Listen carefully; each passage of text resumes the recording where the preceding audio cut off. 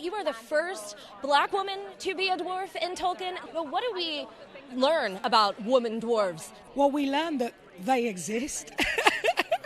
This is necessary. This is a revolutionary moment within our time, and to be the poster child of accessibility for people of colour, for women. It's not a secret. I'm the first of color, you know? So I thought also it would be beautiful to bring something that was of our people. She is the first dwarf of colour.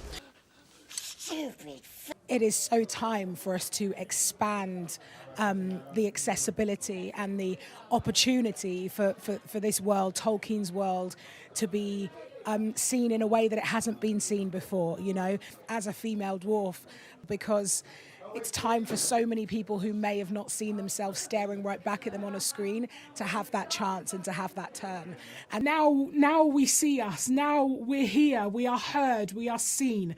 It is our time and it's our turn. I am a person of color. I feel very much aligned with that legacy of occupying, you know, spaces that perhaps we haven't been invited to.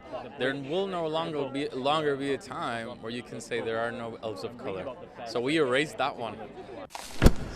And the first time that we see a black woman in this area and this world and these works of Tolkien. This represents progression. This represents an acknowledgement of where we have been and a will to get to where we need to be. It's wonderful to see not only some diversity across the entire show, but also diversity being in positions of power.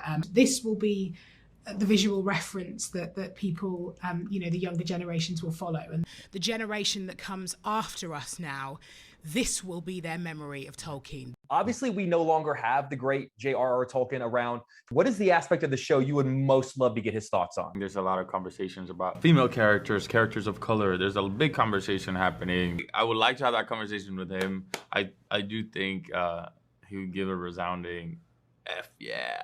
We are both activists off screen. We have a deep-rooted connection to wanting to make the world a better, more equitable place, and to serve our communities. Especially those fans that look like us. Yeah. The movie franchise, and a lot of respect for it, and I felt very represented spiritually and intellectually, but not in image. You know, there was no one that looked like me. I know a new generation, but also adults are gonna feel, that's my guy, that's me. Now I exist in this world, you know? For me personally, it's really about Tolkien's writing and always going back to the literature and the lore. We're choosing to tell it in these times, so we should represent it for these times. And I think it's something that really feels right for our times. But if you go to the literature, if you go to Tolkien and his works, it is very English mythology. We don't change anything, but we interpret everything. What did you say? It is so important that we make it as accessible as we possibly can. It is everything. It is everything for people of colour. It is everything to progress forward. There are so many diverse people out there, but now they get to see themselves staring back at them. As a big fan of Tolkien's work from a very, very young age, I just think of my young self and how she would feel to see me on screen. And It's to be part of a redress of balance within this world. Well, it's a reflection of the world that we live in, you know. Suddenly we have visual representation to be able to stare at a screen and see a version of themselves staring right back at them. What a great way to relive Tolkien's work. Yeah. It's an incredibly diverse world. What's great is the showrunners are backing it. They're backing the diversity of the world. They're saying, maybe if Tolkien was around now, he would want it to be like that. The world has changed.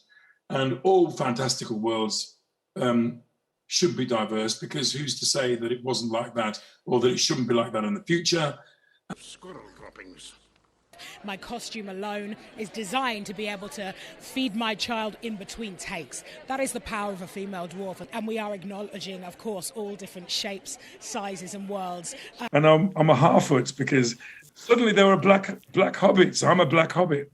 It's brilliant. So we're an indigenous population of hobbits, but we're called Harfoots.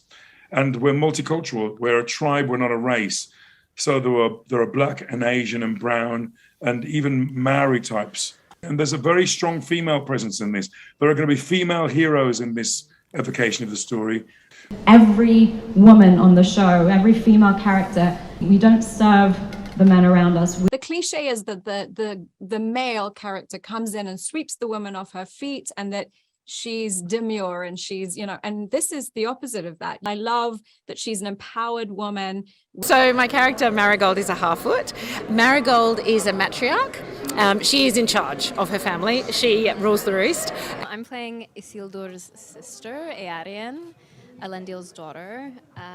She's an aspiring architect and the baby of the family, yet kind of more of the adult in this relationship.